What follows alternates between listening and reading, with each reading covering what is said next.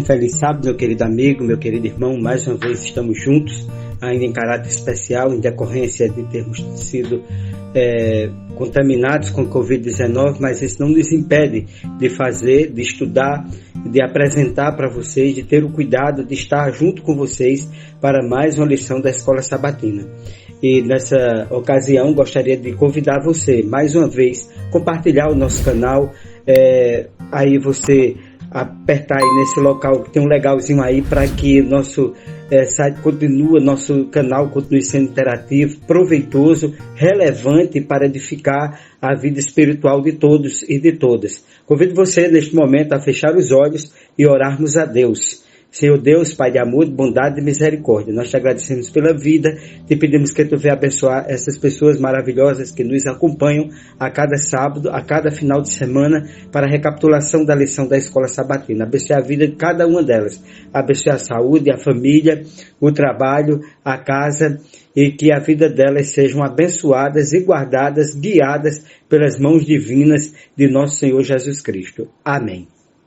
Nesta lição de hoje, nós iremos convidar você a estudar a lição número 4, que tem como título Jesus, nosso irmão fiel. Gostaria de convidar você, ao recapitularmos o tema da lição número 4, Jesus, nosso irmão fiel, gostaria de convidar você a fazermos a leitura de Hebreus, capítulo 2, versículo 14. Vem comigo na leitura.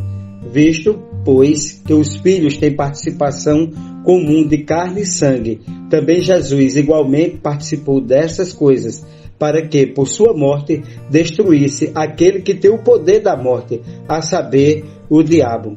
Esse texto é extremamente importante e relevante. Portanto, os capítulos iniciais de Hebreus falam de Jesus como Filho de Deus, o governante sobre os anjos. E Hebreus 1:3 diz o seguinte: o resplendor da glória de Deus e a expressão exata do seu ser. Portanto, meus queridos, Jesus é o Filho do homem, pouco menor do que os anjos, que adotou a natureza humana com toda a sua fragilidade até a morte. Jesus se fez homem, o Verbo encarnado de Deus. O Verbo se fez carne e habitou entre nós. Deus disse sobre Jesus: você é meu filho. Está ali em Hebreus 1:5. Jesus se referia aos filhos humanos como seus irmãos. Hebreus capítulo 2, versículo 12. O Pai declarou a soberania divina do Filho. Está ali em Hebreus capítulo 1, versículo de 8 a 12. O Filho afirmou a sua fidelidade ao Pai. Hebreus 2, verso 13. Ali na primeira parte nos traz essa questão maravilhosa. Portanto, em Hebreus capítulo 1, Jesus é o divino Senhor, Criador, sustentador e soberano de todo o universo.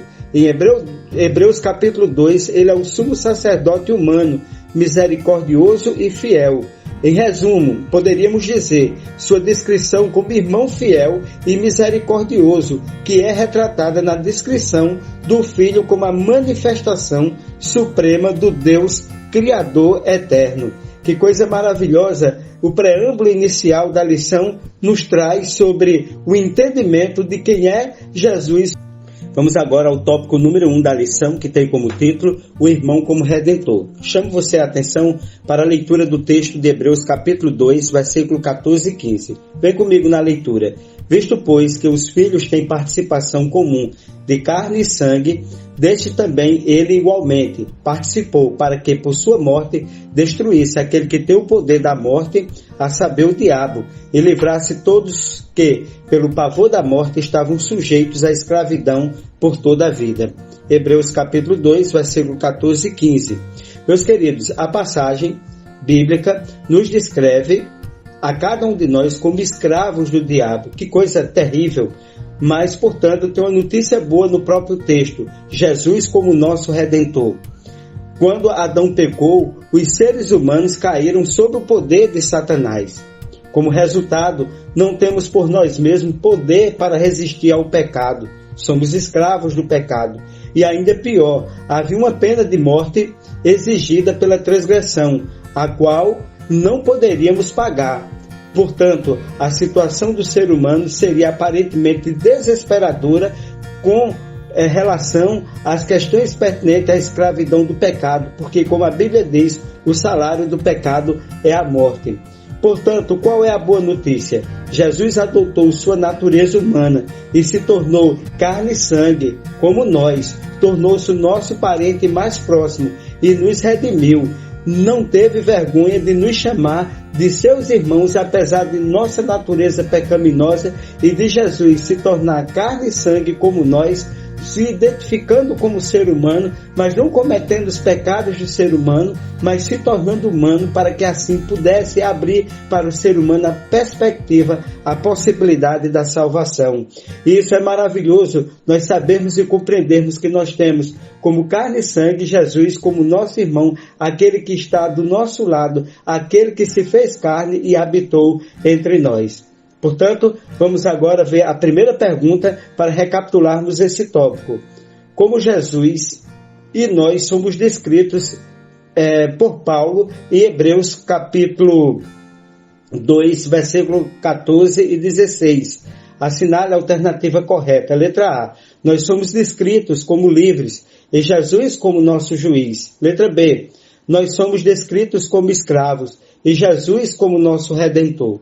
Qual a alternativa correta?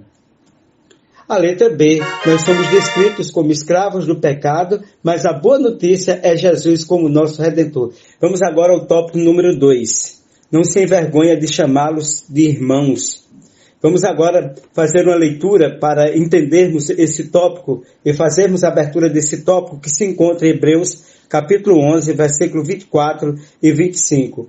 Pela fé, Moisés, quando já homem feito, recusou ser chamado filho da filha de Faraó, preferindo ser maltratado junto com o povo de Deus, a usufruir prazeres transitórios do pecado.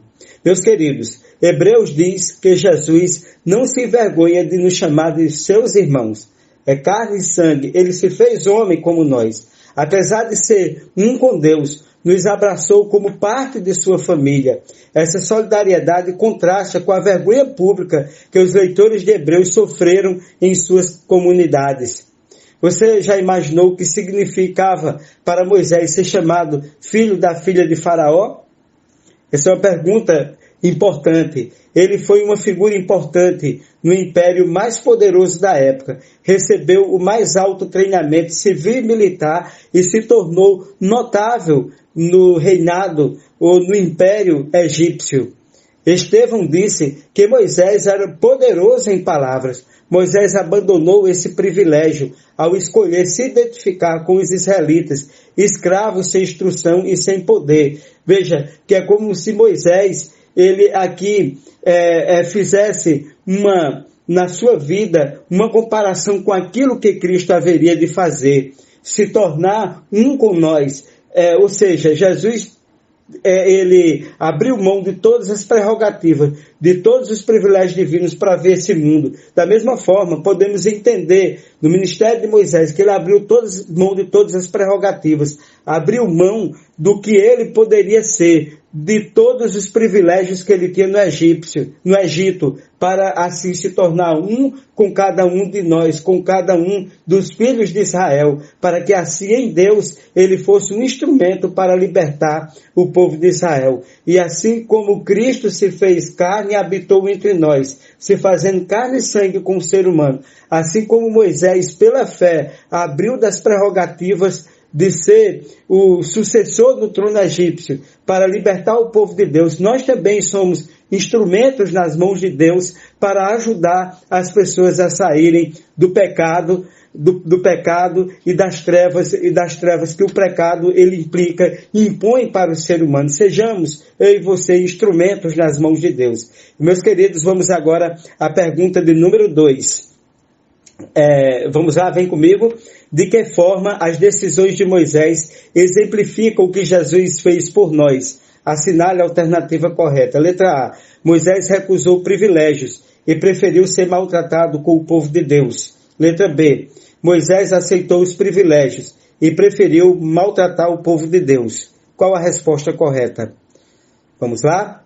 Você já pensou? Parou? Pensou? Exatamente a letra A. Moisés recusou os privilégios e preferiu ser maltratado como povo de Deus.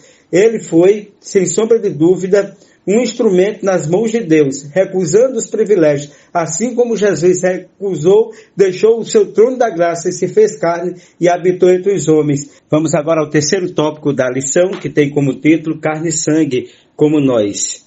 Leiamos o que diz Efésios capítulo 6, versículo 12. Vem comigo na leitura. Porque a nossa luta não é contra o sangue e a carne, e sim contra os principados e potestades, contra os dominadores desse mundo tenebroso, contra as forças espirituais do mal nas regiões celestes.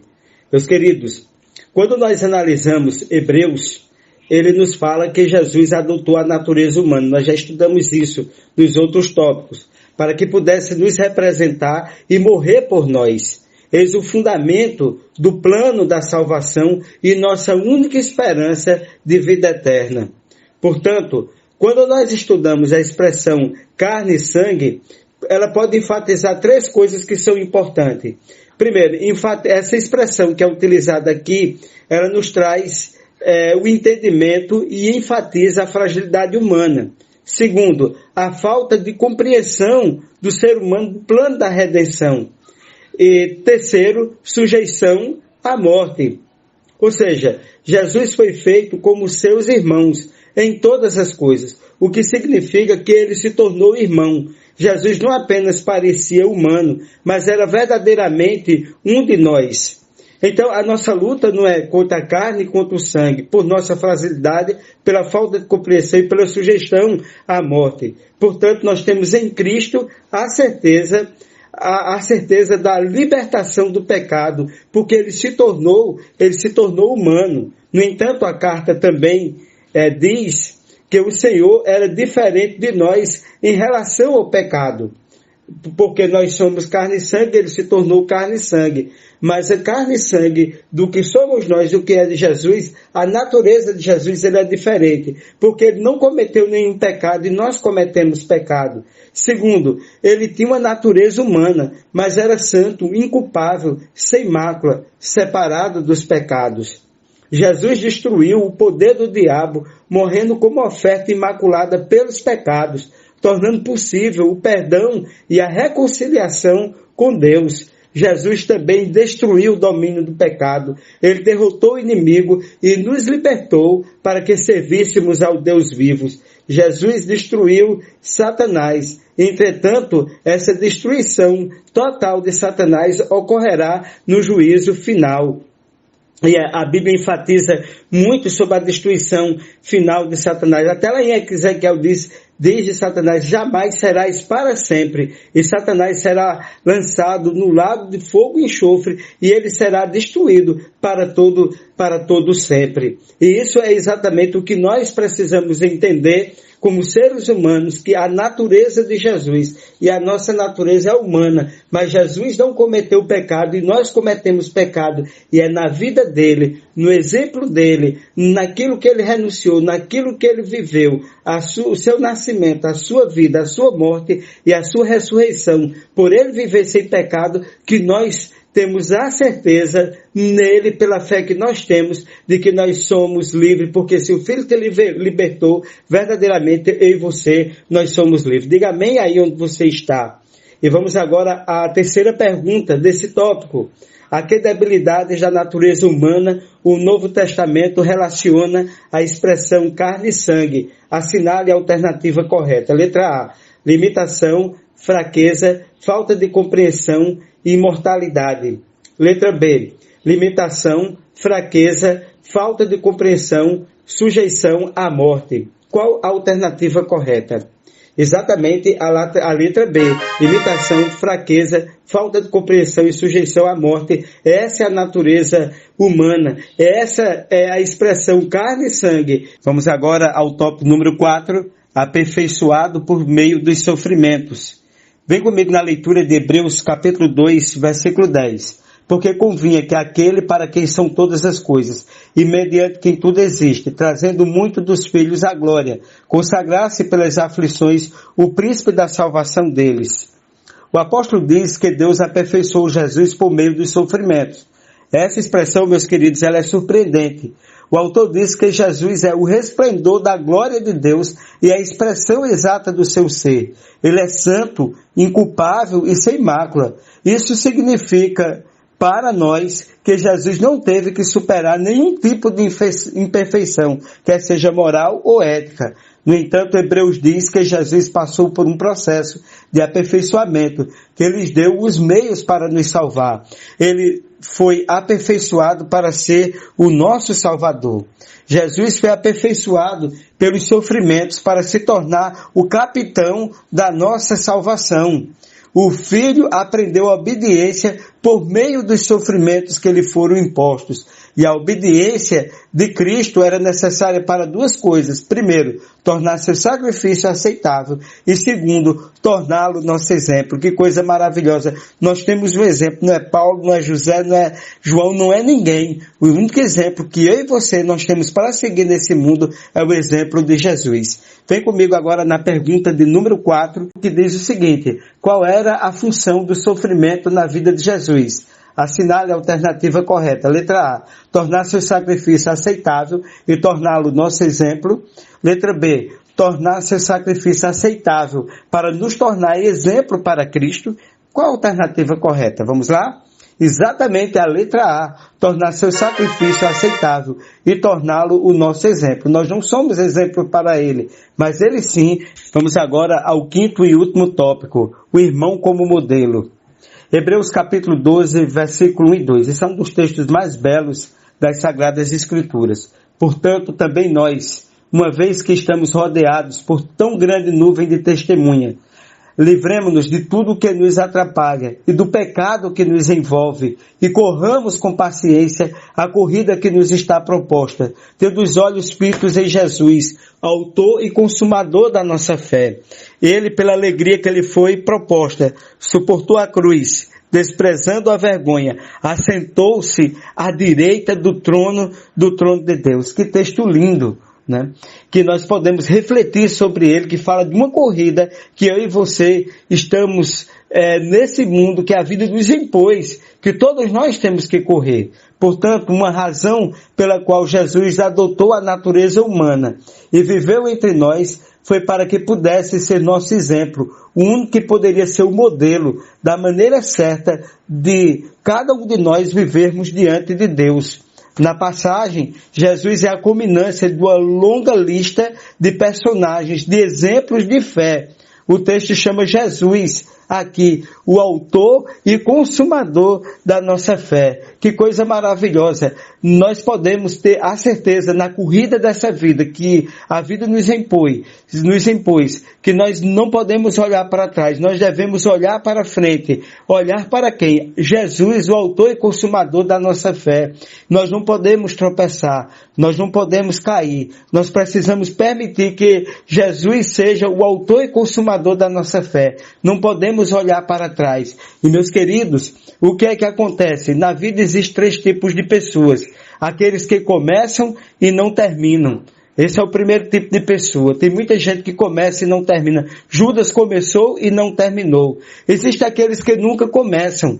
Existem aquelas pessoas que olham aquilo que a Bíblia ensina, mas não têm coragem. E logo no início eles abdicam, eles saem, não querem nem olhar as maravilhas da salvação. Mas existe um terceiro tipo de pessoa, aqueles que começam e terminam. E Paulo diz o seguinte: quanto a mim não julgo que haja alcançado, mas uma coisa faço, olhando para trás as coisas que ficaram, prossigo para o alvo, olhando para Jesus Cristo. Então o olhar de todos nós deve ser para Jesus Cristo, o autor e consumador da nossa fé. Olhe somente para Cristo, estamos bem pertinho da vitória e nós não podemos retroceder. Esse é o conselho que eu lhe dou, esse é o convite que eu faço para você. E vamos agora à quinta e última pergunta. Segundo o apóstolo, como devemos correr a corrida espiritual da vida cristã? Assinale a alternativa correta. Letra A, com perseverança, tendo Jesus como exemplo e olhando para ele. Letra B, com perseverança, confiando em nossos méritos, quando nos dedicamos para ganhar as batalhas da vida. Qual a resposta correta? Exatamente a letra A, com perseverança, tendo Jesus como exemplo e olhando para ele. Meu querido amigo, minha querida amiga, mais uma vez foi uma grande alegria, uma grande satisfação estarmos juntos mais uma vez para recapitularmos uma lição. Dizer a você que Jesus é o nosso exemplo. Dizer a você também que não olhe para trás, olhe para Jesus. Eu sei que as lutas são grandes, os sofrimentos que a vida nos impõe são enormes. Muitas vezes dá vontade de chorar, muitas vezes dá vontade de desistir, muitas vezes nós nos desanimamos, mas Jesus, ele foi até o fim, ele foi até a cruz do Calvário, ele morreu, ele ressuscitou e grande será a nossa vitória. A Bíblia diz mais um pouquinho de tempo e o que há de vir, virá e não tardará. Jesus está bem pertinho de voltar e nós não podemos retroceder. Devemos continuar a olhar para ele, o autor e o consumador da nossa fé. Convido a você neste momento a fazermos uma oração e muito obrigado por mais uma vez participar da recapitulação da lição da Escola Sabatina. Senhor Deus e Pai, Pai de amor, de bondade e misericórdia, muito obrigado por Jesus, nosso irmão, Jesus que se fez carne, habitou entre nós, foi nosso exemplo e nele nós podemos obter e termos a certeza da vitória. Continua com cada um de nós, abençoe aos nossos queridos amigos e irmãos que nos acompanharam na recapitulação dessa lição, em nome de Jesus. Amém.